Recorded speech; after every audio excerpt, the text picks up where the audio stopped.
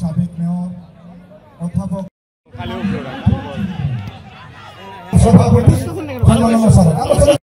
আমরা বিএনপির পক্ষ থেকে চেষ্টা করেছি এবং মিলে চেষ্টা করেছি যে তরুণ সমাজকে খেলার দিকে আকৃষ্ট করার জন্য।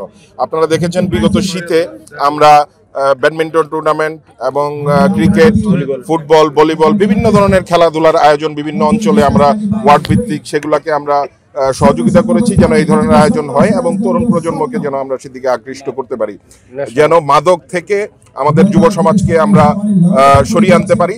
আপনারা জানেন যে গাজীপুর একটি বাংলাদেশের সবচেয়ে বৃহৎ সিটি কর্পোরেশন এবং এই গাজীপুরে আপনার বিভিন্ন অঞ্চলের মানুষজন এখানে বসবাস করে। সেই নোয়াখালী, বরিশাল, বাংলাদেশের সর্বজেলা থেকে এখানে 64 জেলার মানুষজনই এখানে মাইগ্রেটেড হয়েছে।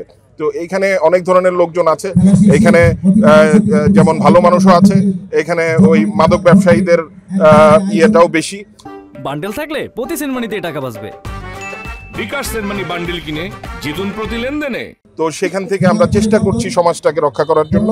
এই ব্যাপারে বিএনপির সকল নেতৃবৃন্দ তৎপর আছি আমরা, এবং এই জন্যই আজকে আমরা অধ্যাপক মান্নান সাহেব, যিনি আমাদের গাজীপুরের জনপ্রিয় নেতা, এখানের গণমানুষের নেতা হিসেবে, তার ৩য় মৃত্যুবার্ষিকী উপলক্ষে গাজীপুর মহানগর বিএনপির পক্ষ থেকে এই প্রীতি ফুটবল ম্যাচের আয়োজন করা হয়েছে এবং এখানে আপনারা দেখতে পাচ্ছেন প্রচুর দর্শকের সমাগম হয়েছে।